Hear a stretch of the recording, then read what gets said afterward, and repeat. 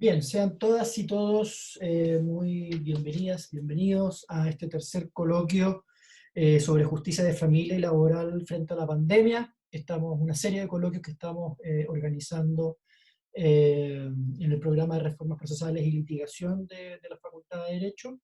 Y desde ya los dejo a todas y a todos invitadas e invitados a nuestro canal de YouTube del PRPL UDP. Lo pueden buscar así mismo en YouTube y lo van a encontrar. Y ahí mismo van a encontrar los capítulos anteriores, y también va a estar prontamente, hoy día mismo probablemente, esta misma edición de nuestra serie. Por lo mismo, les comento a todas y a todos que este evento va a ser grabado, ya está siendo grabado de hecho, para que tomen los resguardos pertinentes. Eso, y bueno, hoy día tendremos a dos expositores. Antes de que eso me presento, yo soy Ricardo Lillo, soy académico de la Facultad de Derecho de la Universidad de Hurtales, y voy a estar moderando este evento, y además haciendo de controlador, así que vamos a hacer de todo.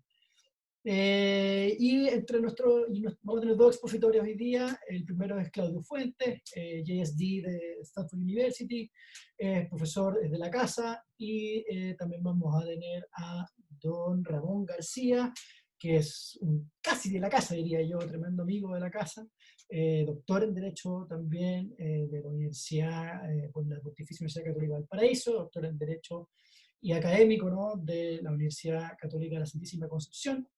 Así que muchas gracias a los dos por estar hoy día aquí con nosotros. Y les cuento un poco la dinámica de este evento. Vamos a partir con Claudio Fuentes, quien va a hablar unos 12 minutos, y él va a hablar un poco sobre algunos nudos problemáticos que han detectado sobre el funcionamiento de la justicia familiar y laboral en este contexto. Y luego, por otros 12 minutos, Ramón va a hablar un poco sobre algunas innovaciones que ha encontrado interesantes y algunas posibles soluciones, brindar algunas claves, ¿no?, donde cómo poder aportar o cómo poder mejorar estos nuevos problemáticos. Y luego vamos a dar una réplica de 2 minutos a cada uno para que se puedan hacer cargo, puedan complementar ciertas cuestiones. Les aviso que seré implacable con el tiempo. Lo bueno de esto es que me dejas silenciarlo automáticamente, así que eso lo hace más entretenido también. Y nada, luego vamos a dar un amplio espacio, tenemos hasta las 5 de la tarde, para poder que hayan comentarios y preguntas de las y los participantes, y yo voy a ir anotando. Les pido que vayan dando esas preguntas o esos comentarios en el chat. Yo los voy a ir recogiendo y se los voy a ir transmitiendo a ambos expositores para que se hagan cargo. Así que eso por mi parte. Sin más, entonces les agradezco nuevamente la amplia concurrencia que ya tenemos, y te doy la palabra, Claudio, entonces, para que empieces. Tienes que desilenciarte. Ok, asumo que me escuchan. ¿Cómo están todos? Buenas tardes. Hasta me compré un micrófono para que esto se escuche muy bien, ¿eh? A ver, les cuento un poco qué fue lo que hicimos con el colega Ramón García. Nosotros nos dimos cuenta en la discusión de que toda la discusión sobre el sistema de justicia y la pandemia se había centrado bastante en dos grandes temas. Uno era el tema referido al sistema procesal penal, ¿cierto? Y especialmente a la audiencia de juicio. Y aparte de eso, en materia de familia, la discusión específica de la relación directa y regular. Por lo tanto, no había mucha información de las otras, digamos así, qué pasaba en laboral, por ejemplo, y qué pasaba con otras áreas de familia. Y lo que yo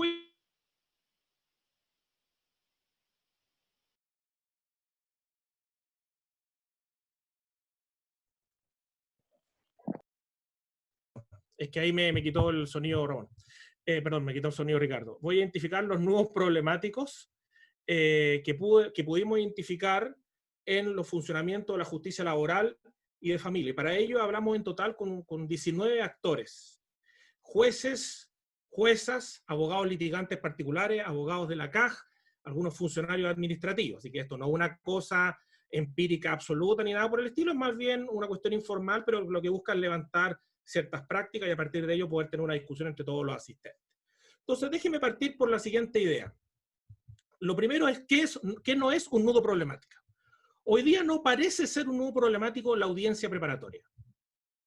existe un consenso transversal, jueces, abogados, funcionarios de acta, en donde las audiencias preparatorias de alguna manera se están haciendo sin problema en términos generales.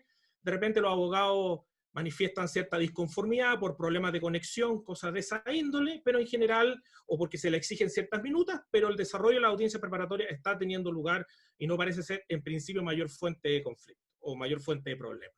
Donde parece haber diversos nudos problemáticos es derechamente en la audiencia de juicio.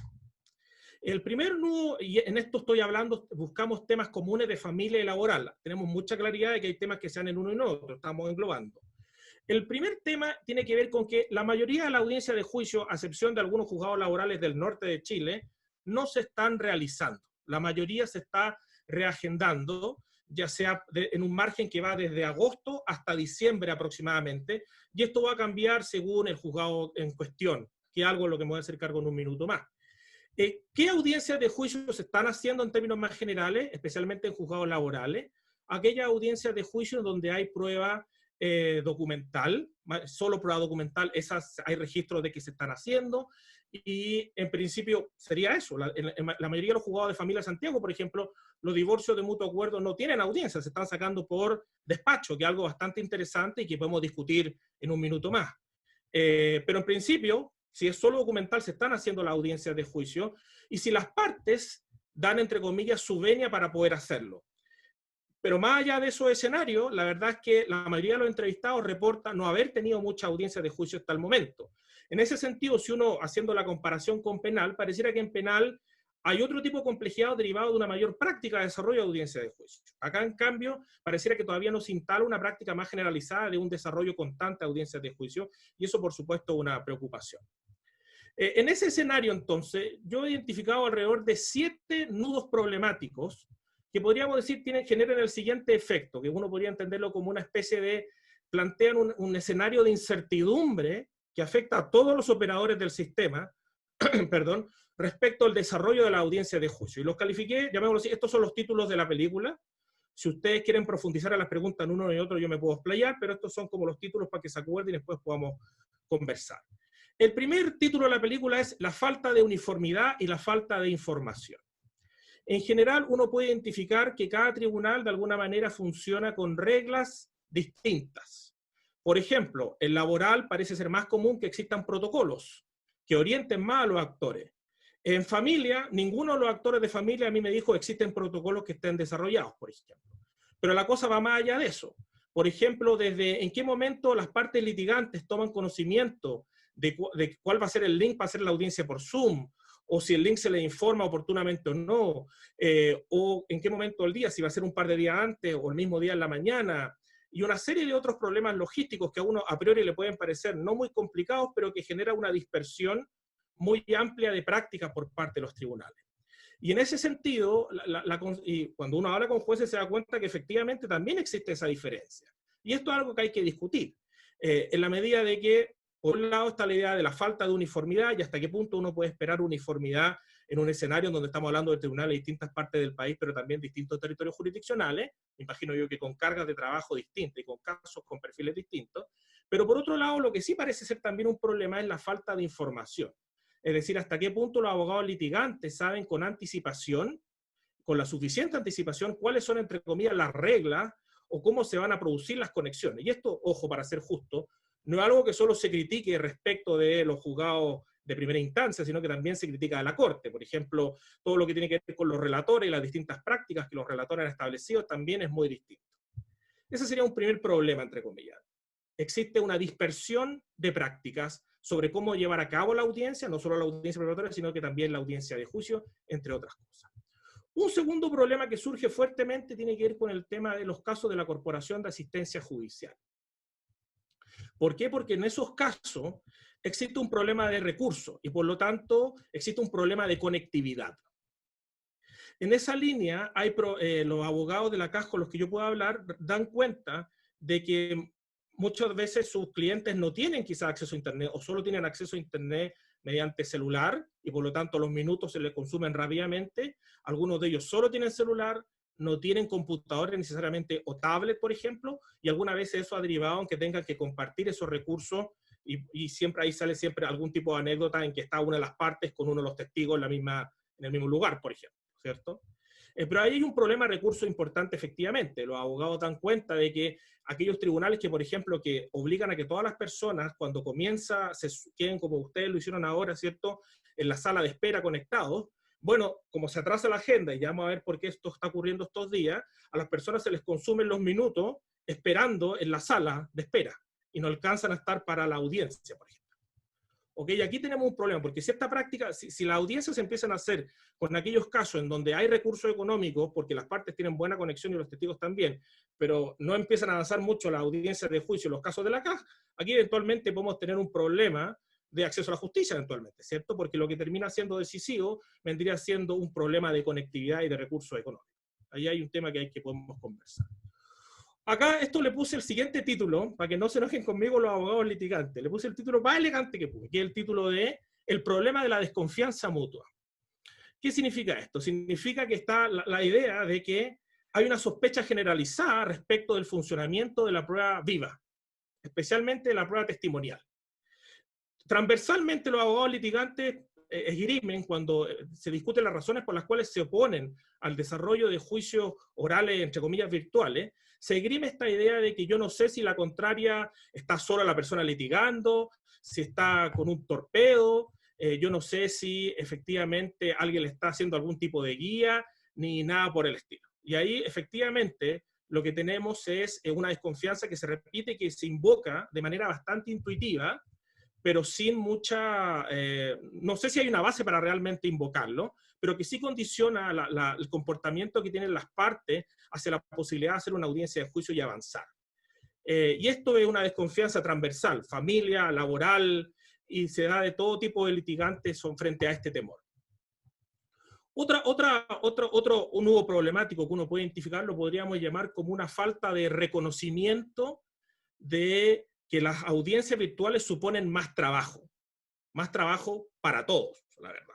Por un lado, existe bastante consenso en términos de que la mayoría de los tribunales en los que yo me pude conseguir protocolos o me pude conseguir resoluciones del comité de jueces y hablando con los mismos jueces, entre comillas, traspasan el costo logístico del desarrollo de la audiencia de juicio a los abogados litigantes. El abogado litigante es el que tiene que asegurarse de que su cliente y los testigos saben cuándo va a ser la audiencia, tienen acceso al link de Zoom, descargaron Zoom, saben usar Zoom, les tiene que incluso hacer algún tipo de pequeño entrenamiento al respecto, ¿cierto?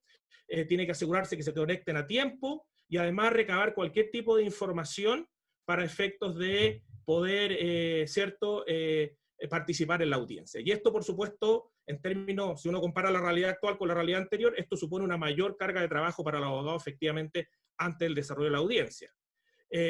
Por otro lado, esto también afecta a los jueces. Si bien es cierto, lo que más se ha hecho hasta el día de hoy son audiencias preparatorias, algunos jueces tenían experiencia haciendo, especialmente en regiones, tenían experiencia haciendo audiencias de juicio. Y la audiencia de juicio en general, incluso una audiencia de juicio relativamente sencilla, con un demandante y un demandado, entre comillas, tiene una duración adicional de entre 15 a 20 minutos en promedio. ¿Por qué? Porque no existe realmente sincronía.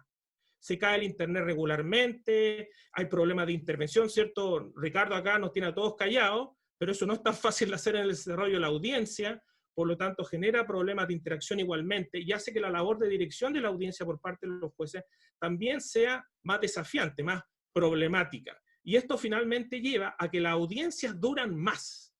O sea, una audiencia que antes, por ejemplo, podía durar un bloque de 30 minutos o un bloque de audiencia de juicio de 1 hora, hoy día necesariamente va a durar más solo por el problema de lo que podríamos llamar es la interacción misma. Y en ese escenario, entonces, cuando uno conversa con administrativos, se da cuenta que hasta el momento, y recuerden, esto no es 100% certero, es una cosa que armamos para esto, uno ve que esto no ha impactado en las unidades de espacio de tiempo que la agenda de los tribunales contemplan, es decir, son las mismas unidades de tiempo. Y uno se podría preguntar hasta qué punto eso se ha ido recopilando o no y permite dar más tiempo a una determinada audiencia. Otro problema, ya me queda menos de 1 minuto, pero yo dije que iba a hablar 15, así que Ricardo me dará esos 3 minutos más. Otro problema que surge permanentemente lo podríamos vincular con las reglas de comportamiento y decoro. Efectivamente, No solo estoy hablando de temas de vestimenta, que quizás eso no es tan relevante, sino que estamos hablando de que lo que ha generado de facto el desarrollo de audiencias virtuales es una horizontalización de la relación entre los actores en la audiencia. Es decir, desde la perspectiva de los jueces, era más fácil y era ejercer una figura de autoridad cuando todos estaban físicamente juntos. Pero en la medida que existe la plataforma virtual, eso ha hecho más difusa esa autoridad. Lo mismo también en el fase por la discusión genera muchas interrupciones, por ejemplo. Y además todos sabemos alguna que otra historia o video de temas de comportamiento o vestimenta, cosas por el estilo. No digo que esto sea un problema grave, pero claramente un problema que incide en cómo se están desarrollando estas audiencias y que es parte de cómo la audiencia por Zoom cambia la dinámica. Y mis últimos dos temas, y con esto cierro, para después poder discutir más en detalle, tiene que ver con el riesgo de las conciliaciones. Ya antes de la pandemia, las conciliaciones que se ejercían en laboral y en algunos juzgados de familia eran miradas con cierta duda por la gran cantidad de diversas prácticas que utilizaban algunos jueces y juezas para conciliar. Bueno, hoy día eso se ha complejizado un poco más. ¿Por qué? Porque la conciliación está siendo una de las formas, entre comillas, privilegiadas para poder hacerse cargo de estos casos y poder darles término. De hecho, aquellos juzgados laborales que citan audiencia de juicio lo hacen en el evento de que o sean solo prueba documental o lo hacen solo para tratar de conciliar. Y en materia de familia se le está dando un rol a los consejeros técnicos como una especie, en algunos tribunales, de filtro previo, también para poder conciliar. Y eso no solo genera suspicacia a los abogados, sino que la información previa empírica que está disponible también muestra que aquí hay un tema. Y efectivamente uno se hace la siguiente pregunta: ¿hasta qué punto se establece como un incentivo para conciliar el hecho de que las audiencias de juicio se van a ir postergando inevitablemente en el tiempo? ¿Y hasta qué punto esa es una, entre comillas, razón válida invocar para esto o no? Esto es algo que de alguna manera hay que discutir y hay que recabar más información, obviamente. Muchas gracias, Y con Claudio. esto sí. Dale. Es que igual te voy a dar después 2 minutitos para la réplica. No, bueno, ya, está bien, lo dejo aquí entonces. Ahí lo voy a cerrar. Gracias, Claudio. Bueno. Muchas gracias, Claudio. Bueno, sin más entonces, te doy la palabra, Ramón, para que tengas tus 15 minutos también de exposición. Y luego, igual aprovecho de recordar a todas y a todos que pueden ir dando sus preguntas en el chat. Yo las voy a ir recogiendo y después después de las réplicas voy a dar espacio para que los expositores las vayan comentando. Pero desde ya pueden ir subiendo los comentarios y preguntas que tengan al chat. Eso es todo, Ramón. Vamos. Muchas gracias, Ricardo. Buenas tardes a todos, a todas. Hay muchos amigos que he visto que están presentes. Les agradecemos en general su participación en esta actividad. Bueno, Claudio ha partido por identificar lo que él denomina lo que hemos denominado nudos problemáticos, y adicionalmente lo que voy a intentar hacer es ahora intentar dar cuenta de algunas prácticas o innovaciones que hemos podido identificar a propósito de la presión que han tenido los tribunales por dar cuenta de las cargas de trabajo. Yo diría que, tal como dice Claudio, buena parte de los problemas se han arrinconado hoy día en la audiencia de juicio. Y esto significa que hemos pasado de un momento en que prácticamente los tribunales no estaban funcionando, no había servicio judicial, incluso esta propuesta de interrumpir o suspender el servicio judicial fue alzada por algunos gremios judiciales. Y posteriormente, ya una vez zanjado esto, y ya viendo la necesidad de mantener la continuidad del servicio, aparecen ciertas normativas que empiezan a intentar regular o coordinar los distintos esfuerzos para los efectos de dar esta prestación de servicio judicial. Entonces, ahí van surgiendo ciertas prácticas, y en esta evolución lo interesante es que pareciera ser de que hoy día hay una sensibilidad mayor del sistema en ir avanzando. Sé que hay problemas, pero en general yo diría que existe esa sensibilidad. Por ejemplo, la mayoría de los tribunales están intentando avanzar en aquellos casos que ellos identifican como fáciles o sencillos, con poca prueba, algunos casos urgentes, donde solo hay documental o la realización de las audiencias para intentar lograr conciliación. Entonces, yo diría que en términos generales hemos pasado esa evolución y estamos en la actualidad en un momento donde hay mayores esfuerzos en lograr dar cuenta de mayor o de mejor manera de la carga de trabajo. Una cuestión interesante que nos apareció esto es la existencia de minutas.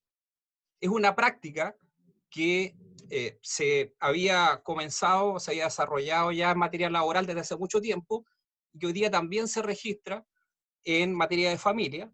Estamos hablando de una minuta donde los litigantes tienen la obligación de ir entregando cierta información sobre la prueba que se va a rendir.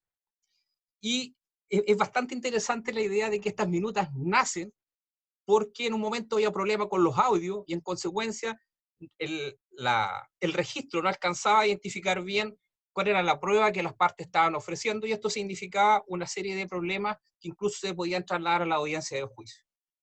Bueno, ahora el punto es que estas minutas han ido evolucionando en el sentido de que ahora su utilización es más amplia. Permiten, por ejemplo, manejar más información en una etapa más temprana, y como decía Claudio, esto significa, por supuesto, imponer algunas cargas o algunas obligaciones de trabajo a los abogados, no siempre con una obligatoriedad en el sentido de que si no presentan la minuta van a perder la prueba, pero sí, en términos generales, esto parece que se respeta. Entonces, esto significa ganancias en digamos, bajo distintas perspectivas. Por ejemplo, en calidad, el tribunal puede preparar mejor la audiencia, en general los tiempos también se pueden planificar de mejor manera, los abogados van conociendo con cierta anticipación la prueba que la otra parte va a ofrecer, y en consecuencia permite de esta manera mejorar de alguna forma el debate, y también se entrega más información para los efectos de conciliar. Esto también implica ahorro de tiempo, y esto también creo que es una ganancia que debería de alguna otra manera también recogerse, incluso para cuestiones muy concretas como es la confección de las actas para los efectos de mantener el sistema de registros. Esta idea pareciera ser de que sintoniza con cierta lógica de una colaboración o una cooperación, donde abogados, en principio, digamos, con intereses contrapuestos, se logran poner de acuerdo para la obtención de ciertos fines, y en este caso pareciera ser de que los fines están orientados principalmente al desarrollo de las audiencias en general, y mejorar también la calidad de los debates y la celeridad. Adicionalmente, entonces, a estas minutas, también hemos identificado algunas cuestiones que dicen relación con coordinaciones que se dan dentro del sistema, tanto en familia como en laboral, algunas manifestaciones de contratos procesales o acuerdos entre las partes, y en este sentido encontramos que, ya Claudio anunció, hay ciertos instructivos y coordinaciones que se han establecido, ciertos protocolos generales que han redactado los tribunales, y que por esta vía entregan información sobre cómo va a ser el desarrollo de la audiencia, y las coordinaciones más finas identifican en la práctica qué persona, qué correo electrónico, qué teléfono, qué WhatsApp hay que comunicarse para los efectos de coordinar o arreglar, solucionar cualquier tipo de problema.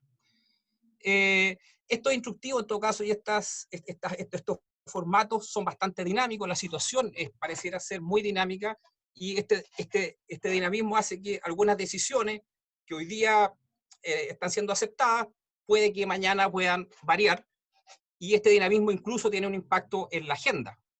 Digamos, la agenda también se ha hecho más móvil, y de esta perspectiva, en consecuencia, ha impuesto mayores necesidades de coordinación en el aparato administrativo del tribunal, bajo la lógica de que si se cae una audiencia o un caso se cierra rápidamente, poder entonces intentar ocupar ese tiempo para otros casos. Y estas coordinaciones también no solamente han tomado el formato de protocolos colectivos, sino que también incluso hay tribunales donde las mismas resoluciones entregan esta clase de información. Entregan la información de que en el fondo la audiencia se va a desarrollar por videoconferencia, el tipo de plataforma, Zoom, o el sistema Cisco, etcétera, etcétera, y una serie de otras indicaciones que los abogados deben cumplir para los efectos de desarrollar estas audiencias. Adicionalmente a esta información que tiene por objeto permitir la coordinación, hay hay lo que nosotros denominamos acuerdos o contratos procesales, es decir, ciertas formas donde se admite la autorregulación por voluntad de las partes de algunos aspectos del procedimiento. Yo diría que en algunos casos se identifican estos acuerdos en el sentido de modificar algunos aspectos del rito procesal. por ejemplo, el orden de la rendición de la prueba para los efectos de darle un mejor desarrollo a la audiencia y un mejor aprovechamiento del tiempo, organizar el procedimiento respecto de ciertas cuestiones muy específicas y adaptarlo a las necesidades concretas que plantea el caso y a las condiciones del entorno social. Esta cuestión de los contratos procesales es una herramienta que ha estado muy desarrollado en el derecho comparado, fundamentalmente en el Código francés, desde hace mucho tiempo, en el Código brasilero, desde el año 2015 también, donde incorpora una cierta lógica o sintoniza con la lógica del arbitraje, en el sentido de permitir la adaptación del procedimiento a las características concretas del caso. Y en este sentido, el juez se convierte dentro de esta lógica en un garante del interés público, en el sentido de que en estas convenciones se respeten algunos principios esenciales en general de buena administración de justicia. Estas prácticas ya se estaban desarrollando con anticipación. De hecho, la tesis doctoral de Claudio recoge muchos de estos aspectos, como en concreto, incluso en la audiencia de juicio, se producen estos arreglos procesales que implican una comunidad, en el fondo, de intereses en orden al desarrollo correcto de la audiencia. Esto, en general, lo dejo planteado, solamente abre la puerta a reconocer hasta cierto punto la voluntad de las partes como fuente de normas procesales, y esto habría que verlo también dentro de un contexto mayor de lo que se ha denominado la contractualización del proceso. Otro tema que es interesante, que Claudio algo señaló al respecto, es el tema del agendamiento. El agendamiento en general se mantienen hoy día ciertas lógicas de agendar que se dieron origen a propósito de las primeras normativas, es decir, reconocer ciertos casos urgentes. En este sentido, hay un tratamiento diferenciado de casos, pero que probablemente no es tan sofisticado como el que pudiera desarrollarse. En este sentido, en la práctica del sistema uno observa que en el agendamiento mismo se reconocen que los casos no son iguales, en consecuencia hay casos más sencillos, hay otros casos más complejos, hay otros casos que tienen determinadas complejidades probatorias, otros no, y estas lógicas se van incorporando, aunque no están completamente explicitadas en ninguna parte, sino que más bien forma parte de la organización interna del trabajo de los tribunales. Entonces, me parece que aquí también hay un tema donde los tribunales han ido trabajando, pero que parece ser que hay un espacio más para poder mejorar y identificar un tratamiento diferenciado que se ajuste más a las necesidades de ciertos casos. Ahora, también adicionalmente, yo creo que esto ya para todos todos intuimos, y adicionalmente ahora ya sí está más marcado por algunos documentos que han emanado del Poder Judicial últimamente, es la idea de que es probable que esta forma de videoconferencia se mantenga, a lo menos en ciertos casos, y probablemente específicamente en la audiencia preparatoria.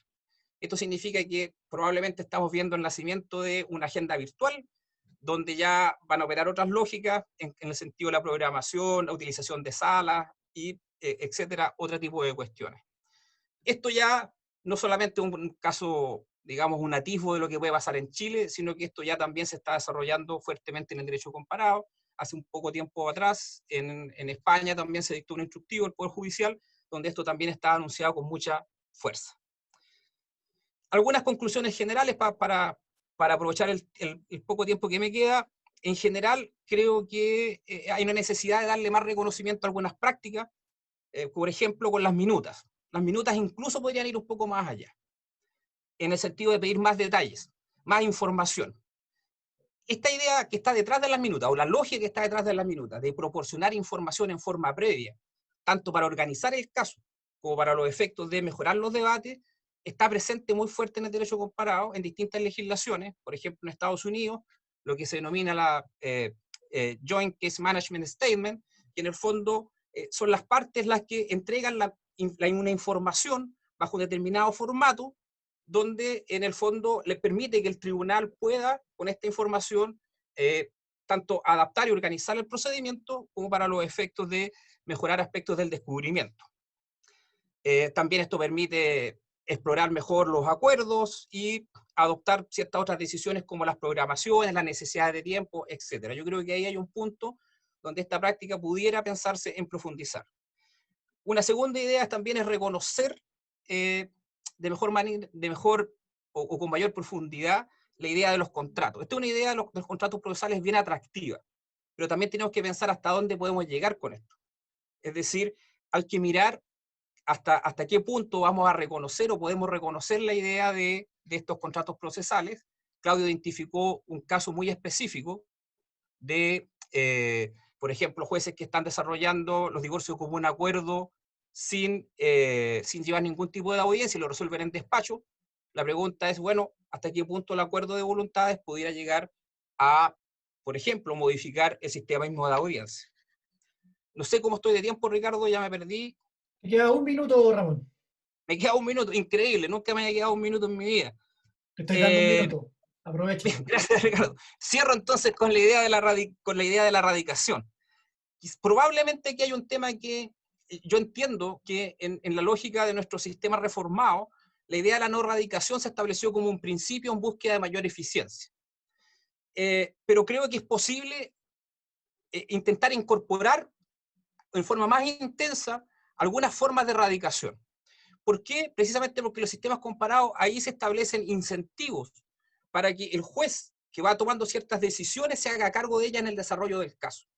Y como en definitiva tiende a ser el juez el responsable final de estos resultados, de cómo corre la suerte del caso, pareciera ser que en el derecho comparado hay una apuesta importante en establecer ciertos mecanismos que fundamentalmente se denomina calendario individual o single calendar, que establecen entonces que el mismo juez que toma un caso pueda entonces llevarlo hasta su finalización, y de esa manera se logran no solamente una mayor responsabilidad del tribunal con el desarrollo y la suerte del caso, sino que también, además, una mejor y más ordenada, en general, desarrollo del procedimiento. Creo que esto podría ser importante en ciertos casos. Básicamente creo que en los casos que son urgentes y complejos a la vez. En esos casos pareciera ser que son más candidatos entonces a acercarse a esta otra lógica. Muchas gracias, Ramón, y muchas gracias también a todas y a todos por las preguntas que he ido recogiendo ya. Ahora les vamos a dar un espacio para que puedan replicar o hacerse cargo de las cosas que quedaron pendientes, y luego vamos a pasar a las preguntas, pero ya las estoy recogiendo para que lo sepan. Claudio, te doy un par de minutos. Sí, gracias. Dos temas puntuales. El primero, algo que se me quedó en el tintero. Yo creo que esta es la gracia de la academia, que uno puede decir cosas que le caigan mal a la gente y bueno, me podrán pegar en la calle, pero algo más malo que eso no va a pasar. Que tiene que ver con el tema de el comportamiento, llamémoslo así, el comportamiento estratégico de los abogados de alguna manera, ¿cierto? Así como los abogados entre sí tienen profundas dudas de cómo el otro no le va a pasar un torpedo al testigo, de alguna manera también se da la idea de hasta qué punto los abogados, por ejemplo, como ahora la regla ha sido solo vamos a avanzar pasado la audiencia preparatoria en la medida que haya acuerdo de los abogados, hasta qué punto los abogados a través de su negativa por razones estrictamente estratégicas pueden entorpecer el desarrollo del proceso. Esto es algo que salió en todas las conversaciones que tuvimos y es un gran problema. ¿Hasta qué punto? Y las excusas, entre comillas, excusas, me refiero a las explicaciones, son infinitas. No tengo escáner en mi casa, no tengo cómo llegar a la oficina, ¿cierto? No tengo cómo conseguir la información. Algunos de esos problemas ciertamente son ciertos, no hay ninguna duda de que en muchos casos debe ser cierto, pero ¿hasta qué punto ese comportamiento estratégico impide el desarrollo o poder retomar un mayor desarrollo de este tipo de audiencia y poder avanzar en los juicios que sí pueden avanzar? Yo creo que esto, una de las consecuencias que está teniendo la pandemia es que ha reflotado algo que nuestra legislación regula muy pobremente, que es el principio de buena fe procesal. Y si me preguntan a mí, esto es algo que tiene que ver directamente con modificaciones constitucionales durante la dictadura que impiden la colegiatura obligatoria. Yo creo que este tipo de cuestiones en otros sistemas judiciales se solucionan a través de colegios de abogados que ejercen una supervisión ética muy intensa respecto de sus miembros. En este caso, el comportamiento ¿hasta qué punto esto es un derecho o hasta qué punto esto es un comportamiento estratégico? ¿Hasta qué punto el empleador es capaz de simplemente suspender por razones que a lo mejor no son ciertas para efectos de lograr un mejor acuerdo? Aquí esto se abre una discusión bien compleja. El último tema tiene que ver con lo que uno podría llamar son los espacios de innovación. La sensación con la que uno queda es que los tribunales han sido capaces de innovar pero han estado limitados por dos grandes variables.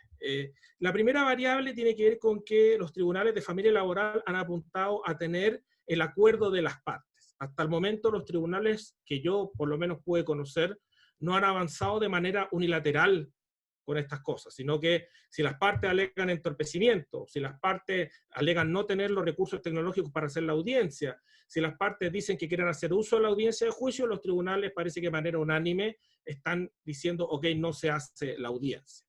Y por otro lado, cuando uno conversa con los jueces y ve las actas de los tribunales, se da cuenta de que también los jueces, digámoslo así, hay espacio de discrecionalidad para los jueces desde la perspectiva para decir, yo me siento conforme o acómodo con este tipo de dirección, o yo no creo que las partes puedan modificar contractualmente el desarrollo del proceso, yo no me siento cómodo tomando una audiencia de juicio que no es estrictamente presencial, y eso genera igualmente divisiones de opinión entre los jueces mismos, que impide avanzar en soluciones que podríamos llamar son más radicales, si es que no existe un mayor consenso entre todos ellos. Entonces, de alguna manera, la capacidad que tiene el sistema actual de poder innovar está muy circunscrita a lo que podríamos llamar contar con la anuencia de las partes. Todavía, hasta donde yo he podido ver, no hemos llegado a un escenario, entiendo que hay algunos juzgados laborales del norte de Chile que sí lo están haciendo, pero no hemos llegado al escenario en que el tribunal de manera unilateral diga, ok, la audiencia de juicio se hace tal fecha, lo espero tal día, y usted, entre comillas, y tiene que llegar tal día para poder hacerla, ¿cierto? Y ahí, por supuesto, eso levanta problemas que son importantes, vinculados, ¿cierto?, a que también los jueces, por razones razonables, entre comillas, no quieren desarrollar audiencias de juicio que después puedan ser impugnadas para efectos de anularlas, ¿cierto? Y en ese escenario también, aquí de nuevo, esto se vuelve a vincular con el problema del comportamiento estratégico de las partes, para que tengamos esta discusión. ¿Hasta qué punto yo acepto seguir adelante con el juicio, pero me guardo la nulidad si es que el fallo no me conviene porque la audiencia fue virtual? ¿Cierto? Entonces eso también genera otro espacio de incertidumbre que yo creo que limita hasta cierto punto los esfuerzos de poder innovar y poder avanzar. Y gracias, con eso lo cierro. Gracias, Claudio. Ramón, te doy algunos minutillos por si quieres hacerte cargo de algo adicional, y si no, me dicen nomás y parto dirigiendo algunas preguntas para ustedes, que hay varias. Dale, Ramón. Vale, 2 minutos, creo que menos que Claudio, solamente para estos efectos de que me parece a mí, y esto lo hemos conversado con Claudio, que persiste alguna ambigüedad sobre quién es el responsable en el fondo del avance, del control, del desarrollo de los casos. Creo que en algunos momentos pareciera ser de que el Poder Judicial, los jueces en general, los que dicen nosotros vamos a llevar el orden, el desarrollo de esto. En otros casos aparecen los abogados como los que de alguna otra manera mantienen el dominio sobre el caso y en consecuencia es necesario pasar por su voluntad para los efectos del desarrollo de ciertas cuestiones. Entonces, creo que en este contexto pareciera ser que nosotros necesitaríamos un poco mayor claridad. Y esa claridad podría alumbrar bastantes cuestiones que forman parte del conjunto de problemas y nuevos problemáticos, aquí señala Claudio. Por ejemplo, en materia laboral, uno revisando, haciendo una revisión muy somera del Código del Trabajo, permite establecer en forma bastante clara que prima el principio de oficialidad. Y en general la actuación de oficio, y hay una serie de cosas que pareciera ser que entregan la responsabilidad por este control y desarrollo de la litigación a los jueces. Sin embargo, en la práctica hay una buena parte de cuestiones que en la operatoria más concreta terminan siendo en el fondo definidas por los propios abogados litigantes. Entonces, yo diría que es a propósito de estas problemáticas en que en el derecho comparado ha ido tomando mucha fuerza la idea de que debe existir dentro del procedimiento un principio de cooperación leal entre todos los actores. Esto yo sé que es complejo y probablemente esto puede ser algo un poco ajeno a nuestra cultura, a algunas formas o perspectivas más estratégicas de ver la litigación. Sin embargo, pareciera ser de no contar con esta incidencia una adhesión en realidad a este principio, en el sentido que ya una vez que la causa está ingresada al Poder Judicial se requiere que las partes cooperen al respecto de alcanzar ciertos objetivos comunes mínimos, creo que es muy difícil que esto que se pueda operar. Si nosotros entendemos que el procedimiento viene a sus raíces etimológicas más originales, la idea de ir hacia alguna parte, es precisamente la definición de hasta dónde queremos llegar, es lo que debiera alumbrar y sobre lo cual debiera recaer los objetivos de cooperación. Es decir, todos los actores estarían obligados a cooperar hacia el logro de esos objetivos. Y esto incluso ha sido recogido en las últimas normativas, básicamente en las reglas que hizo la European Law Institute con UNIDROIT, donde establecen que hay un solo principio procesal, y este es de la cooperación leal. Y para estos efectos se establece dentro de las normativas mismas, y se sugiere a los distintos países que se adopten medidas específicas para hacer operativa esta idea de cooperación dentro del proceso. Muchas gracias, Ramón. Entonces, si les parece, vamos a pasar a la fase de comentarios y preguntas. Le voy a dar un par a cada uno, y así también vamos haciéndonos cargo de a poco de cada una de ellas. Y parto con una pregunta para Claudio, desde el cuarto juzgado de familia. Si hay problemas en el proceso de familia, desde la estructura del procedimiento ordinario, si es que te parece necesario estudiar una reforma que establezca salidas alternativas al juicio y otras que puedan hacer más eficiente la gestión de las audiencias. Y también dejo otra pregunta de Cristóbal Troncoso, quien dice, respecto a las conciliaciones en materia laboral, ¿qué te parecen las prácticas de jueces que adelantan el resultado de la sentencia como una manera de lograr una conciliación a toda costa? Y para Ramón, también te dejo dos. Hay un comentario, pregunta que me parece muy interesante que te pueda hacer cargo, que es de Uma, que dice, un poco parte de una pregunta general, ¿no? ¿Qué vale más, los protocolos y los derechos de los involucrados o una justicia rápida y efectiva? Y también señala qué pasa, ¿no? con los efectos que puede tener una demora. La posición, sobre todo desde el punto de vista del demandante que puede tener en materia laboral, por ejemplo, frente a pequeñas y medianas empresas y otras que van tomando acciones para protegerse de la potencial cobranza. Y también Angie te pregunta cómo se compatibiliza la exigencia esta de la minuta con el hecho de que eso no está regulado ni exigido por la ley. ¿Cómo se compatibilizaría eso? Les dejo mientras tanto estas dos a cada uno y luego volvemos por más. Claudio, te doy la palabra a ti primero. Ya, se escucha, ¿sí? No es como antes que me muteaste. Ok, a ver, la primera pregunta, sí, yo creo que ya llevamos más de 10 años de procedimiento de familia y yo creo que efectivamente hay espacio para muchas reformas. Estoy de acuerdo con la necesidad de repensar salidas alternativas. ¿En qué sentido salida alternativa? Que si usted, bueno, todos los que litigan en familia lo saben, pero a lo mejor los colegas laborales no. Al final del día, ¿cuáles son las dos formas de determinar la mayor cantidad de causas de familia? O lo terminas por conciliación o lo terminas por una sentencia que es producto de una audiencia de juicio. Esa es la regla general. Y el problema es que la audiencia de juicio está pensada para un escenario muy particular, que es que se rinde una gran cantidad de pruebas, que existe mucha adversarialidad y que se espera que de este rito, entre comillas, va a surgir mucha información de muy buena calidad.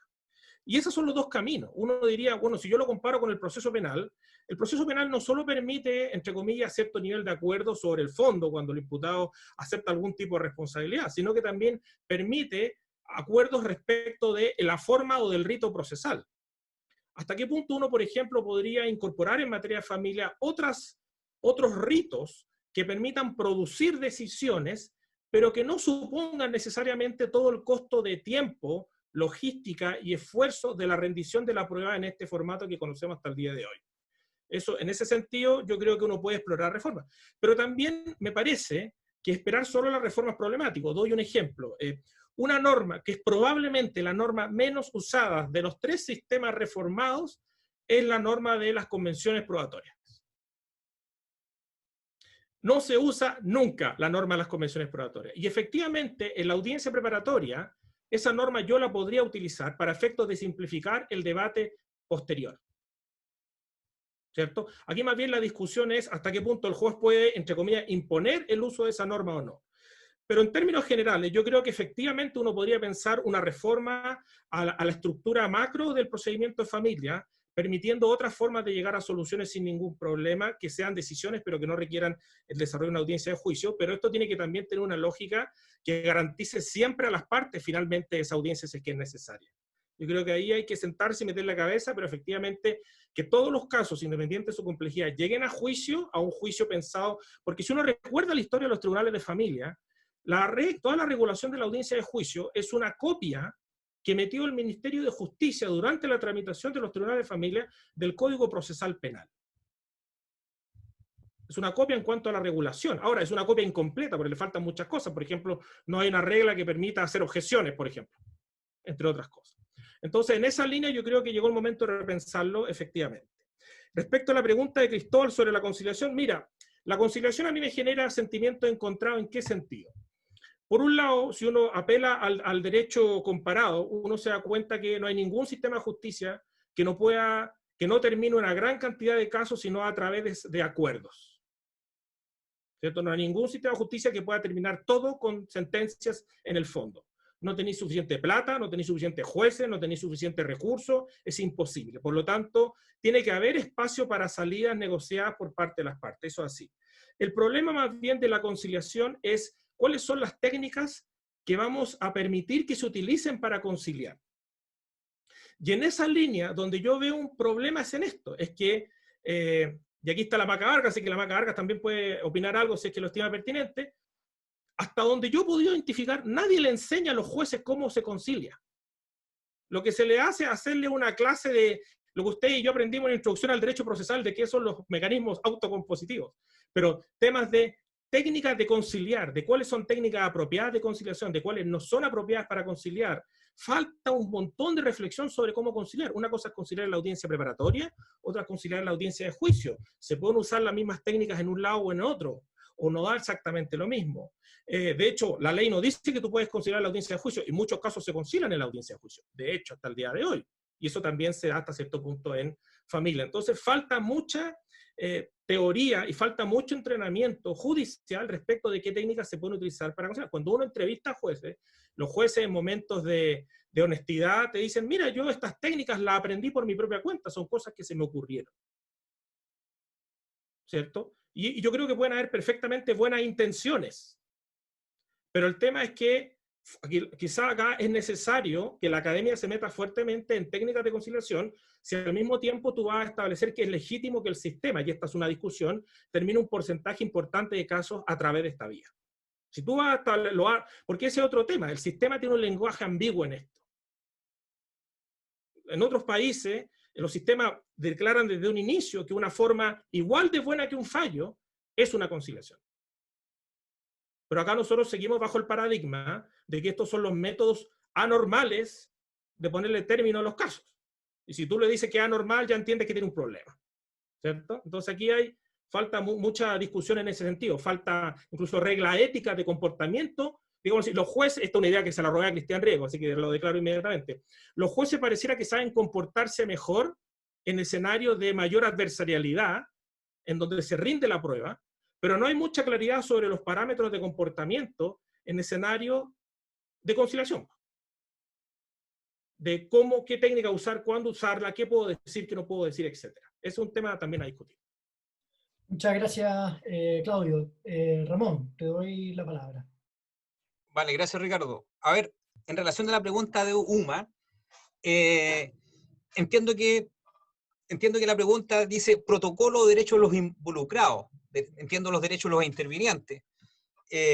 Bueno, yo diría que hoy día es complejo hacer una división entre si lo que está primando es un sentido solamente de gestión y eficiencia del sistema, en el sentido numérico. Probablemente hay muchas cosas que se hacen para cumplir con ciertos metas de gestión y con ciertas otras objetivos o finalidades, pero lo cierto es que detrás de esto también hay derechos individuales que están en juego.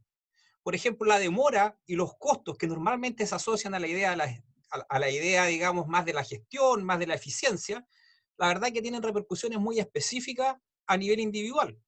Y esa es la evolución que muestra, por ejemplo, el Tribunal Europeo de Derechos Humanos, donde básicamente los temas de demora y costos se han ido incorporando a la idea de juicio justo.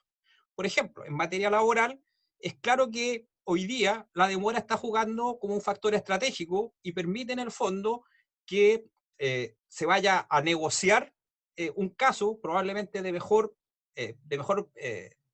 con mejores resultados para el empleador o para el demandado, puesto que la expectativa, el horizonte de la audiencia es muy lejano. Y en consecuencia, claro, ahí hay un problema, pero resulta que podría existir un problema, pero me parece que en el fondo esto se articula. Es decir, tanto los problemas de calidad como de costos y adicionalmente de tiempo tienen una dimensión colectiva y respecto de la cual yo entiendo, a lo menos, que los sistemas judiciales deben organizarse para poder alcanzar este tipo de objetivos, pero también tiene una dimensión individual y subjetiva. ¿Ah? Los problemas de demora y los problemas de tiempo, de costos, perdón, son problemas que tienen incidencias particulares en los derechos de las personas. ¿Ah? De hecho, fundamentalmente incluso tú mismo has escrito cómo esto impacta en materias de acceso a la justicia y en la calidad de los resultados que ofrece. Entonces hoy día las demoras están jugando un rol estratégico a nivel individual. Y si no se pone cierto orden a esto, van a seguir jugando y probablemente van a complejizar más aún la cuestión. Lo segundo es que Angie señala, bueno, cómo se compatibiliza la minuta en circunstancias de que esta no está regulada. Entiendo que esa es la pregunta. Bueno, nosotros básicamente identificamos que está operando esta herramienta. Es una práctica. Yo identifiqué incluso cómo esta se originó, a lo menos uno de sus orígenes fue una cuestión bastante diversa para la cual hoy día se está usando, que era mejorar aquello que el registro de audio no lograba captar de buena forma, por problemas de dicción o de pronunciación de los mismos abogados litigantes, por la rapidez con que ellos hablaban, no quedaba claro cómo se ofrecía la prueba, y en consecuencia le fueron pidiendo a los abogados que manifestaran estas propuestas de prueba previamente a través de una minuta, y esto hoy día pareciera ser que permite una ganancia en distintos aspectos. Bueno, nosotros pensamos que esto tiene que ser más reconocido precisamente porque creemos que ahí hay una ganancia. ¿Ah? En todo caso, pensamos que además creo que no se opone a ninguno de los principios del sistema.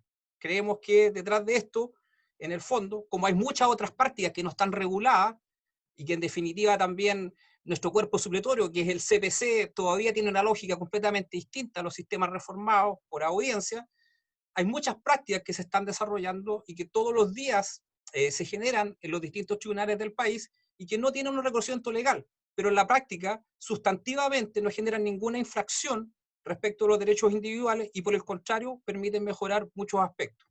Yo creo que una sugerencia sería también reconocer de mejor manera estas minutas, e incluso más poder avanzar en el sentido de que contengan más información, ya que en el fondo lo que esto permite es tener información más temprana para tomar mejores decisiones. Y eso en general me parece que es una buena cosa. Muchas gracias, Ramón. Entonces voy ahora con un par de preguntas más para cada uno, para que las vayan también ahí preparando. Claudio, Angie te pregunta cómo solucionar el incentivo perverso que puede existir en abogados de oponerse a audiencias de juicio con prueba viva para dilatar indebidamente. ¿Cómo hacerlo sobre todo en familia, donde hay otros principios en juego? Y en relación a eso, también te pregunta Luz, ¿cómo hacer las audiencias al final del día, donde hay niños, niñas y adolescentes? Sobre todo, dado su derecho a ser oídos, ¿no? Te agrego otra, Paula, te pregunta, ¿cómo garantizar que en audiencias virtuales los testigos, la declaración de los testigos pueda ser contaminada? Y para Ramón, Paulina Barría pregunta opinión sobre el acta 53, específicamente respecto al artículo 18 de la urgencia de que tribunales de familia realicen audiencias de revisión de medidas cautelares que vinculen a niños, niñas, adolescentes y mujeres víctimas de violencia, pero que siguen siendo aplazadas por realizarse de manera presencial. Lorena pregunta, con la buena cooperación leal de ambas partes, ¿no necesitaríamos regular las audiencias en tiempos de pandemia? Y te dejo otra más, que en verdad se la habían comentado ya a Duche, pero yo creo que, yo creo que tú perfectamente te podrías hacer cargo, que tiene que ver con las convenciones probatorias. Si no pudiese, tal vez, o una forma, una posible solución no sería que estas pudiesen ser realizadas antes, en una etapa procesal previa, y sobre todo tenerlas listas ya, por ejemplo, para la audiencia preparatoria. Que es una pregunta bien de case management, así que yo creo que también seguro que podría ser cargo. Claudio, perdón.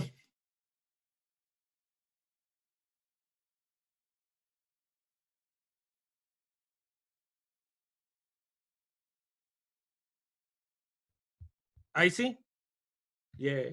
¿Ven? Imagínense, pasa acá cómo serán los juicios. El tema es, cada vez estas preguntas, le digo yo, se parecen más como las preguntas de cómo lograr la paz mundial, por decirlo de alguna manera. Así que voy a tratar de dar alguna idea, a ver si... A ver, yo diría lo siguiente, ¿cómo puedo incentivar al abogado que utiliza el factor tiempo? Bueno, yo creo que esa es una pregunta súper difícil de contestar porque hay una línea muy difusa entre lo que es la estrategia y lo que es la mala fe. Y yo creo que esa línea es difícil de ubicar, y eso es difícil de ubicar en cualquier sistema de justicia.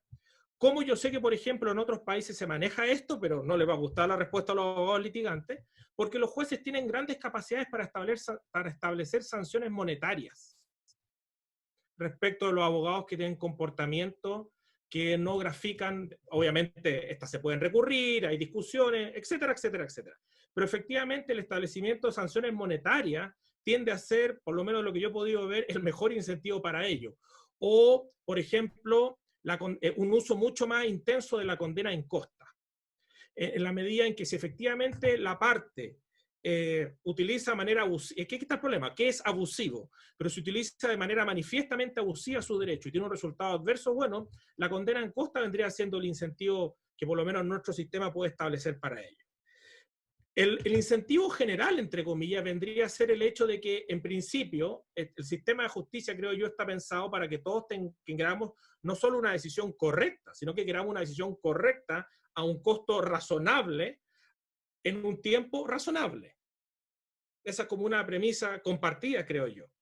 Y el problema es que esto derechamente no va en esa línea. Entonces, ¿cómo se hace en otro lado? Básicamente sanciones monetarias, jueces con muchos mayores poderes, la utilización, por ejemplo, y aquí Ramón sabe más que yo puedo dar ejemplos de esto en concreto, de cómo los jueces establecen en ciertos momentos muy tempranos del proceso calendarios muy rígidos para que los litigantes con fechas que acuerda originalmente con las partes, pero que si no son acordadas con las partes, el juez establece de manera unilateral, los cuales se establecen para establecer fechas muy concretas de desarrollo de ciertas actividades.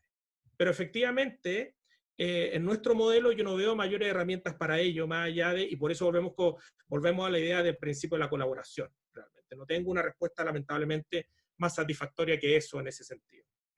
La pregunta que me hicieron la otra, ¿cómo hacer la audiencia de los niños, niñas y adolescentes? Gran pregunta, y ese es un problema súper difícil de solucionar porque yo no sé si, a ver, ¿cómo lo podría decir? Tampoco obviamente tengo una solución para esto hasta el momento, pero que tiene que ver con el hecho de que el gran problema de la audiencia de niños, niñas y adolescentes es cómo asegurar que ellos y ellas puedan dar su opinión en un contexto de seguridad y de manera voluntaria. ¿Cierto? ¿Y por qué? Porque está cierto el temor de que a lo mejor va a recibir alguna sanción o lo van a estar escuchando fuera de su pieza, y eso genera mucho temor. En esa línea, digámoslo así, las alternativas que hay están limitadas en buena medida por factores extralegales como la existencia de una cuarentena. De hecho, uno de los temas que conversamos con Ramón, conversando posibles soluciones y ideas, es, bueno, ¿existen salvoconductos que permitan ir a tribunales? Porque si lo que hace el tribunal es establecer que hay salas disponibles de funcionamiento permanente para que las partes puedan llegar en ciertas condiciones y opinar, y ahí a lo mejor los otros intervinientes están con un sistema de cámara desde sus casas, pero el tribunal a mí me provee de todo ese tipo de cuestiones, efectivamente eso podría eventualmente asegurar un entorno de mayor seguridad. Pero la gran duda que tenemos ahora es cómo asegurar, entre comillas, la seguridad y la tranquilidad de ese niño o niña adolescente hablando desde su casa, en donde está el papá fuera de la puerta, por ejemplo. Yo creo que ese es un tema mucho más difícil de resolver si me preguntan a mí que lo de la audiencia de juicio.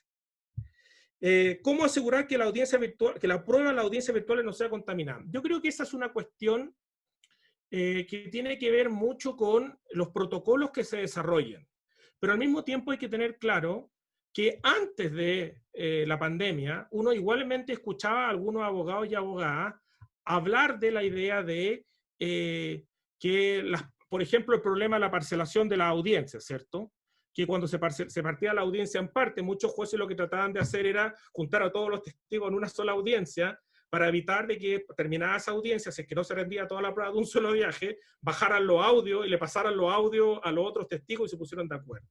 La verdad es que pero la verdad es que antes de la pandemia habían dudas de esa índole, incluso reglas que establece, hasta donde yo recuerdo la ley de tribunales de familia, no me acuerdo bien en este punto laboral, de que lo que yo tengo que tener es que durante la audiencia de juicio los testigos, no solo fuera de la audiencia, sino que también separados, hasta donde yo sé, nunca se ha cumplido realmente muy en serio. Entonces, en esa línea, acá más bien es cómo yo puedo diseñar un protocolo que minimice eso. No creo que tú puedas encontrar una solución que sea perfecta, así que impida cualquier tipo de lucubración. Yo tengo entendido, por ejemplo, que hay algunos protocolos que básicamente obliga a que la persona esté conectada, primero haga un paneo de que está efectivamente sola, de que en ese sentido muestre claramente a través de qué equipo se está conectando, que el tribunal en cualquier momento le puede pedir de que haga un paneo de dónde está. Yo creo que se pueden pensar protocolos en esa línea, que disminuya las probabilidades de que alguien le sople o le ponga un teleprompter o lo que sea. Pero así como un mecanismo infalible, y ni siquiera en tiempos de normalidad teníamos esa infalibilidad. Entonces, mi sensación es que más bien esta preocupación, que yo la entiendo, es una preocupación que deriva de esto que yo les decía antes, de la desconfianza general que existe, que es muy rara, porque uno podría pensar que a lo mejor podría ser en otro sentido. Eso, Ricardo. Gracias. Sí. Gracias, Claudio. Que estaba anotando una preguntilla. Ramón, te doy la pelota. Vale. La primera pregunta, la verdad que no alcancé, no sé si alcancé a anotarla o la tengo anotada, pero al final del día lo que leo es un poco contradictorio, así que no sé si me la puedes recordar. Dale, a ver. La primera, no es que... por eso, puta, a ver, creo que déjame subir aquí, porque la fui borrando de mi Mientras nota. tanto puedo ir abordando... Dale con la segunda, eso. Sí. En cuanto a las convenciones probatorias, si estas pudieran ser realizadas con anterioridad, bueno, claro que sí. Ahora, evidentemente, creo que esto implica básicamente que se permita que el juez sea más proactivo en el sentido de ir proponiendo. Y a su vez, para habilitar al juez para hacer estas propuestas y estas proposiciones, necesitaría contar con información en etapas previas. En este sentido, yo creo que una posibilidad sería poder ir avanzando más en el sentido de poder ir entregando información más específica, no solamente sobre los hechos del caso y los argumentos de derecho, sino que también específicamente sobre la prueba que se va a ofrecer para los efectos de acreditar cada una de estas cuestiones. Algo de esto venía recogido en el proyecto de no sé cómo llamarlo, reforma procesal civil, no sé si eso ya existe algo de eso, pero en el fondo había una buena lógica ahí, en el sentido de que las partes tenían que adelantar en forma muy específica cómo se iba a acreditar cada una de las proposiciones fácticas que justificaban sus pretensiones. Y en ese sentido era más allá de lo que se hace en los juicios ejecutivos, donde se dice, pido sí a tener presente que me valdría todos los medios de prueba, sino que más bien una descripción más detallada. Yo creo que sin esa información es difícil que el juez pueda, digamos en abstracto, hacer propuestas que sean aceptables, que sean razonables, y adicionalmente sin ese juez activo, también es muy difícil, digamos, que las partes de común acuerdo, por lo menos en nuestro sistema, vayan por sí mismos a generar este tipo de convenciones. Ramón, perdón, ¿te comento dale, la primera pregunta? Dale. Sí, vale. En verdad era para los dos, yo te lo había tirado a ti. Básicamente pregunta qué opinas respecto del Acta 53, específicamente con el artículo 18 y la urgencia de que tribunales de familia realicen audiencias de revisión de medidas cautelares que vinculen a niños, niñas y adolescentes y mujeres víctimas de violencia, pero que siguen siendo aplazadas por realizarse de forma presencial. Sí. Bueno, quiero terminar con la Dale, primera sí. idea. Y él es en el fondo, yo diría que, por ejemplo, cuando se supone que hay una mayor, que el sistema, digamos, confía en una mayor proactividad de los jueces, hay una organización procesal que establece conjuntos de herramientas que permiten desarrollar esta actividad. ¿Mm? Creo, por lo menos, que nosotros en general insertamos esta idea de una mayor proactividad, pero dentro de un entorno cultural donde esto es más ambiguo todavía, donde subsisten todavía algunas tensiones entre, en el fondo, quién es el dueño, quién debe, en el fondo, tener el dominio sobre el caso, si los abogados o los jueces. Yo diría que, en general, la tendencia más consistente que se observa en el derecho comparado es que las normativas tienden a organizarse en base a esta idea de la cooperación y de la colaboración para alcanzar objetivos procesales, bien institucionalizadamente, y en este sentido, yo diría que una de las apuestas por esto es básicamente entrar hacia un entendimiento de los derechos procesales también, bajo una óptica de proporcionalidad. ¿Mm? Y esto es lo que va marcando un poco lo que es el abuso del derecho y lo que no es abuso del derecho. Es decir, un derecho procesal es legítimo en la medida que se ajuste a las necesidades del caso. En la medida que es desproporcionado, eso se torna entonces en algo que debiera ser limitado. ¿Mm? Eh, y, y, y en esa segunda pregunta, esto de la revisión de las cautelares de las BIF, la verdad es que nosotros hemos visto que los tribunales, por lo menos las causas BIF, están tratando de agendarlas. Están tratando de hacer las audiencias de juicio y la revisión de las medidas cautelares, están tratando de hacerlas. Y efectivamente hay resistencia en las partes. Y por así decirlo, buena parte de las respuestas que hemos encontrado es que no hay nada que hacer. ¿No? No hay nada que hacer. Es decir, ahí uno observa que hay una cierta indefinición y en consecuencia esto, el último término que ha entregado la voluntad de las partes. Para las partes hoy día es más fácil poder alegar entorpecimientos, como señalaba Claudio, o invocar otras necesidades que impiden entonces que se desarrollen estas audiencias. Y ahí, digamos, bajo esta lógica vamos a llegar a un punto muerto. No se va a poder avanzar mucho. No sé si Claudio a lo mejor tiene algo más que agregar sobre ese punto. Gracias, Ramón. Te aprovecho de tirar otra pregunta, Claudio, y así te cargo de un pack. Primero, una pregunta que está hace rato, así que por eso quería dejártela sí o sí, es la de José Fagunde, que pregunta un poco como vínculo entre acceso a la justicia y él lo que describe la situación de tribunales laborales, donde hubo criterios diferentes para fijar audiencias preparatorias en relación a la ley 21.226. ¿Y qué sucede con la falta de personal del centro de notificaciones? O derechamente en aquellos casos que no se puede notificar una demanda por un posible contagio de COVID, por ejemplo, en una determinada zona. Y la pregunta de Cristian Riego, respecto del comportamiento desleal de los abogados. ¿Cómo distinguir lo que corresponde a un control externo de lo que debe ser controlado por el juez del caso? Y en este segundo caso, ¿las sanciones deben ser personales sobre el abogado o pueden afectar al caso mismo? Coloco también para los dos, también, ahí te voy a pasar la nota a ti también, Ramón, un comentario de Didac, básicamente haciendo un comentario respecto de lo que ustedes mencionaban de la buena fe procesal, dice, pero prescindir de la estrategia procesal por abrazar una determinada visión de la buena fe procesal es discutible y no responde de algún modo a una visión realista. Entonces, comenta también después, poner todas las fichas en los jueces tampoco en la panacea, ni en lo procedimental, ni en lo material. La conducta de varios jueces en la justicia de familia lo confirma. Ahí para que les paso la pelota entonces para que ustedes se hagan cargo. Claudio.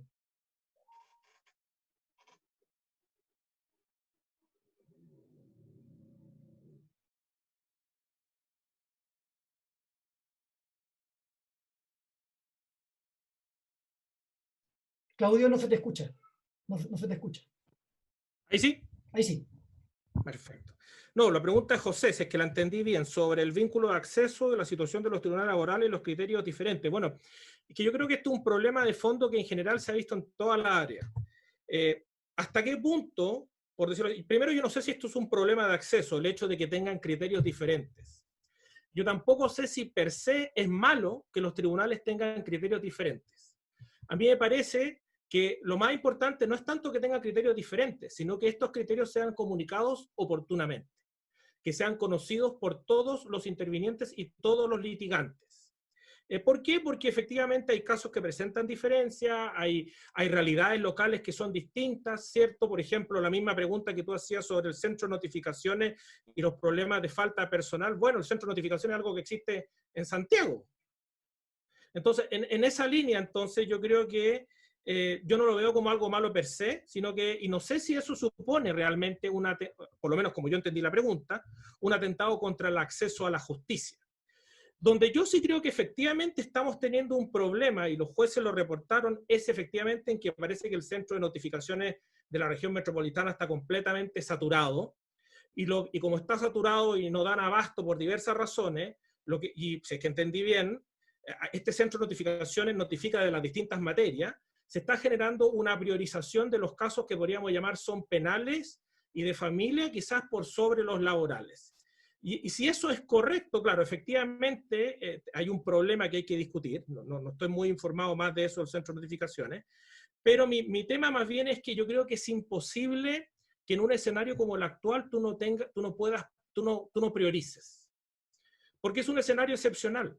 Sí, y como es un escenario excepcional, tú necesariamente, digámoslo así como a la gente que le gusta el derecho penal habla de que existe una política criminal, y que una política criminal es una decisión de qué casos se van a perseguir en desmedro de lo otro. Acá efectivamente lo que se necesita es una cierta política más clara por parte de los tribunales y del sistema de justicia sobre qué casos van a ser priorizados unos sobre otros, que eso sea conocido, que eso sea expuesto y que pueda ser sometido a debate. Pero yo no creo que tú no puedas efectivamente priorizar, porque las condiciones te imponen priorizar incluso en momentos de normalidad.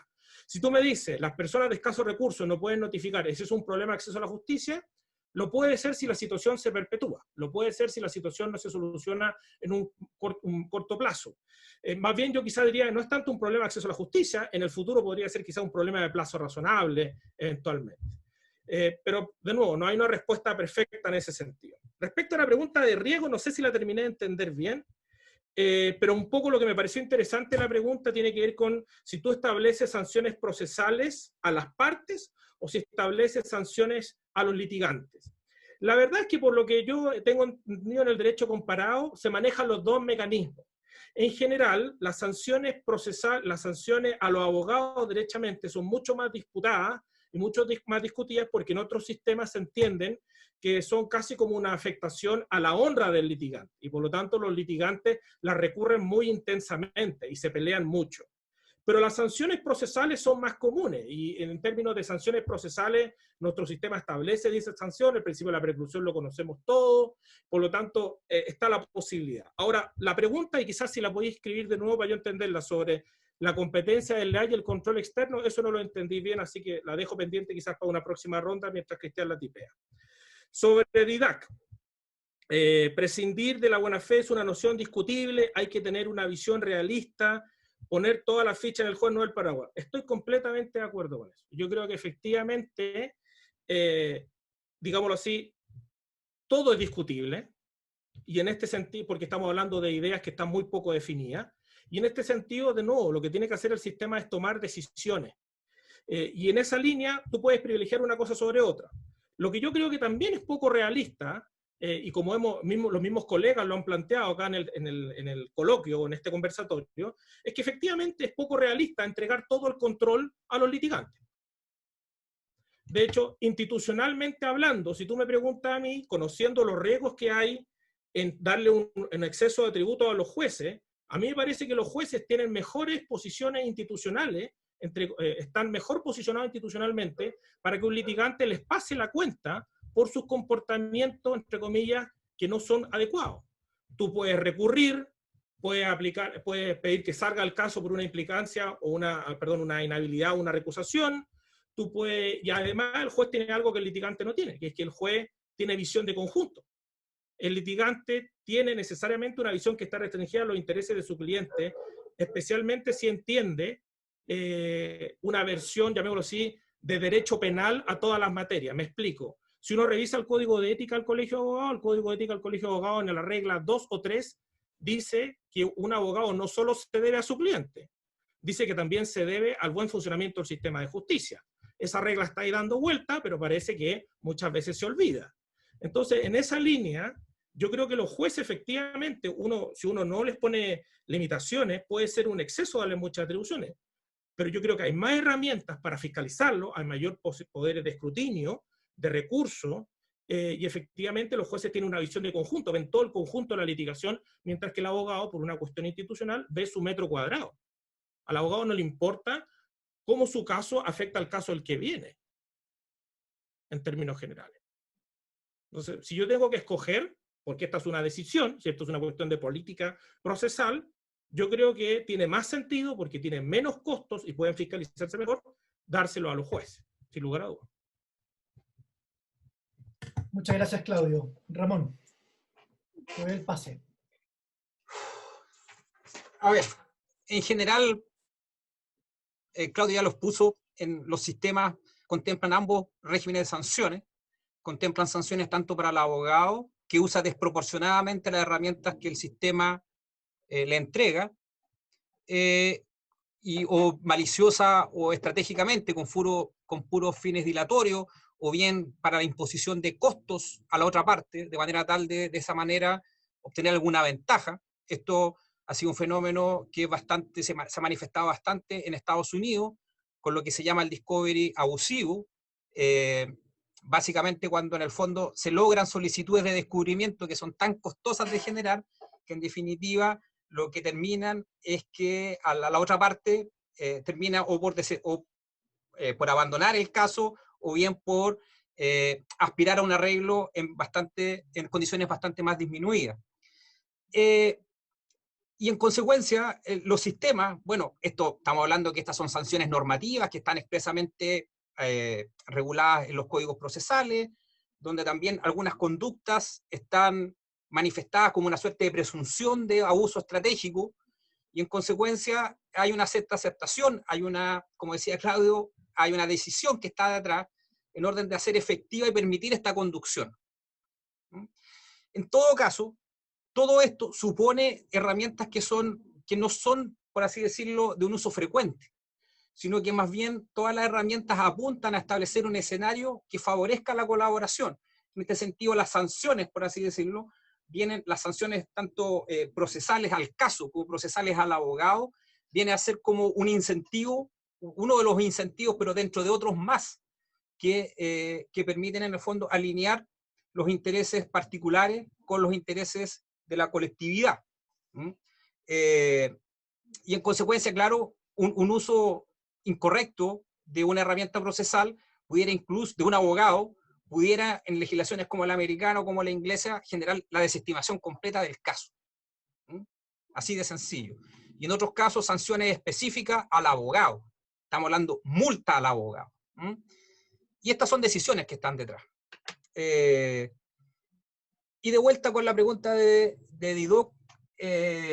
Didac, perdón, es cierto, la litigación estratégica forma parte de la realidad. Nosotros hemos sido prácticamente entrenados, en muchos casos, digamos, bajo esta idea, bajo esa lógica, pero lo cierto también es que la historia muestra de que los sistemas han tratado de luchar contra eso, fundamentalmente cuando la estrategia llega hasta la chicanería, digamos, hasta el uso más perverso, digamos, de ciertas herramientas procesales, donde tras la cubierta de un derecho procesal, lo que en el fondo lo que se quiere lograr es, en definitiva, un engaño al sistema en general de justicia o a la contraparte.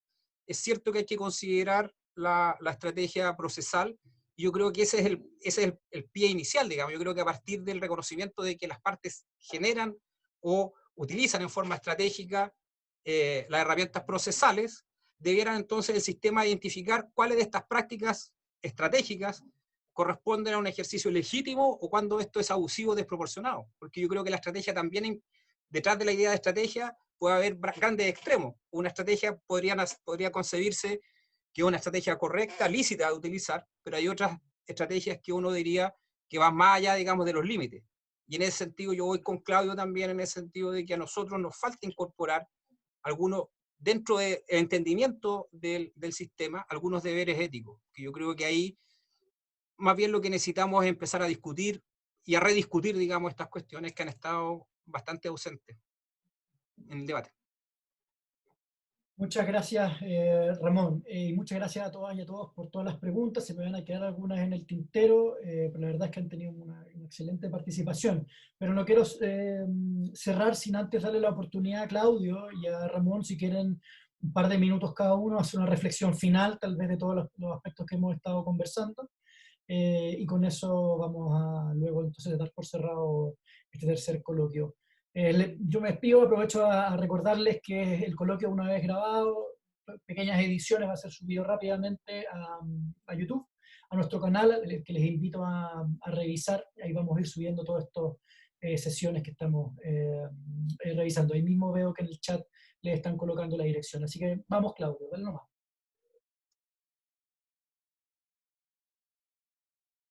Tenéis que sacarte el mute.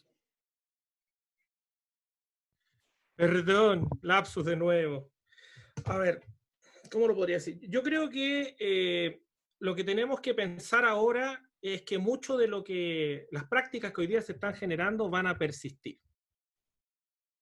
Mi sensación es que a mí me sorprendió mucho conversando con jueces y con algunos litigantes cómo la idea de que audiencias preparatorias virtuales está muy asumida hasta el momento. No sé si va a venir una lógica pendular o no. Y que incluso podría ser positivo, y que incluso puede impactar en el ejercicio de la profesión, porque el clásico ejemplo que se me daba era, bueno, ahora solo, entre comillas, puede que tenga que venir el abogado que, no sé, que está litigando en regiones, solo va a venir para la audiencia de juicio, entre comillas. Pero todo lo que tiene que ver con la audiencia preparatoria a lo mejor podría hacerse antes. Una segunda reflexión que yo quisiera hacer, y con esto cierro, es que yo creo que lo que ha pasado es que los problemas de diseño normativo que tiene la ley de tribunales de familia, sobre todo, y algunas cosas en materia laboral, se han exacerbado con la pandemia. O sea, ahora se hace más fácil identificar dónde están los vacíos, dónde están las regulaciones defectuosas. Yo creo que la pandemia tiene un montón de problemas, pero uno de los beneficios que tiene es que ha tenido la capacidad de mostrarnos con mucha claridad dónde nos faltan normas y dónde tenemos normas que son disfuncionales, por decirlo de alguna manera. Y yo creo que si de la pandemia no salen modificaciones procesales que tengan rango legal, vamos a tener un problema para el futuro, porque yo apoyo la idea, a mí no me parece mal que los jueces tengan prácticas particulares si es que se identifican bien, si es que se avisan bien y si es que se hacen por resolución del comité de jueces para que todo el mundo las conozca. Yo creo que eso es imposible por la diferencia de los tribunales, de los territorios jurisdiccionales. El problema es que en nuestro país tenemos una discusión sobre si es legítimo o no la figura de los autoacordados también. Pero en otros países, muchos de estos temas se regulan a través de los autoacordados o de figuras equivalentes a los autoacordados. Porque lo único que permite una cierta flexibilidad, imagínense, cada de estas cosas las tuvimos que regular por ley. Entonces yo creo que esto nos da una oportunidad a todos de poder repensar, hacer un nuevo diagnóstico de nuestro sistema, identificar vacíos normativos, identificar propuestas de reforma y ojalá cruzar los dedos de que esto pueda prosperar, porque muchas de estas prácticas van a quedar asentadas. Yo garantizo que las minutas van a quedar asentadas, porque todo el que sabe cómo trabajan los jueces, sabe que los jueces preparan su audiencia. Y las minutas les permiten a ellos y a ellas preparar mejor sus audiencias y presentar mejores bases de conciliación. Por lo tanto, yo no veo que las minutas cuando se acabe la pandemia, por ejemplo, desaparezcan. Así que esa sería mi reflexión. Muchas gracias, Claudio. Ramón. Bueno, sí, yo ahondaría en la idea de que probablemente nosotros en general, por cuestiones culturales, por cuestiones de teoría también, normalmente hemos considerado en general el funcionamiento de normas procesales como si el sistema procesara un solo caso a la vez. Entonces, a propósito de eso, hemos desarrollado una suerte de procesamiento ideal o perfecto de un caso, hemos visto como si fuera bajo la lupa de un microscopio, bajo el lente de un microscopio mejor, cuáles son los distintos ángulos y problemas que puede tener un caso específico. Y esta idea de que, en el fondo, que el sistema de justicia se hace cargo de un caso que enfrenta a dos partes por un conflicto ante un juez, es el que en general el que ha orientado toda o prácticamente buena parte de nuestra cultura, el entendimiento de normas procesales y el funcionamiento concreto de muchas instituciones. Pero lo cierto es que pareciera ser de que la realidad es otra, y el paradigma que se está asentando es que en realidad los sistemas no se hacen cargo de un caso a la vez, sino que procesan una enorme cantidad de carga de trabajo. Y si no se establecen mecanismos de racionalización, si no se establece una clara responsabilidad sobre el avance de los casos, si no se establece una diversidad de respuestas de los casos, la verdad es que los sistemas al final del día tienden a colapsar. Y esto, en términos generales, ha provocado lo que se ha escrito, ya a Zuckerman el año 99 estableció ese libro que tú citas en uno de tus artículos, Ricardo, la idea de la crisis de la justicia. Pues bien, 20 años después, por ejemplo, ya se estaba pensando a propósito de un seminario en la muerte de los procesos civiles, entendiendo tales como los no penales. Es decir, qué cosas debieran preservarse dentro del sistema de justicia pública, dentro de un contexto donde hay tendencias que tienden a menoscabar o a carcomer esta idea de los sistemas. Fíjense que en general, en el derecho comparado lo que se observa es una tendencia hacia la privatización de los sistemas de justicia, donde en términos generales lo que se hace son tratamientos online, ODR, Online Dispute Resolution, donde en definitiva buena parte de los procedimientos se hacen completamente e íntegramente digitales. Y lo que se ha visto es que había una migración muy fuerte desde el sistema público de justicia a estos mecanismos que ofrecen respuestas más rápidas, con una calidad razonable y además a bajo costo. Y precisamente entonces, en la medida que el sistema van percibiendo de que digamos, la confianza de la ciudadanía transita más bien hacia esos problemas, es que se ha observado esta idea o esta posibilidad, hasta qué punto está desapareciendo los sistemas de justicia pública y, consecuentemente, la necesidad, yo diría casi darwiniana, de poder adaptarse para poder incorporar los desafíos del entorno social.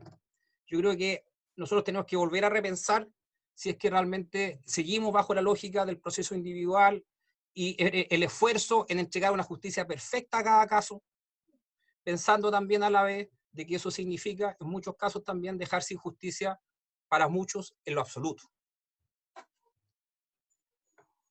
Muchas gracias, Ramón. Comparto 100% más tus palabras.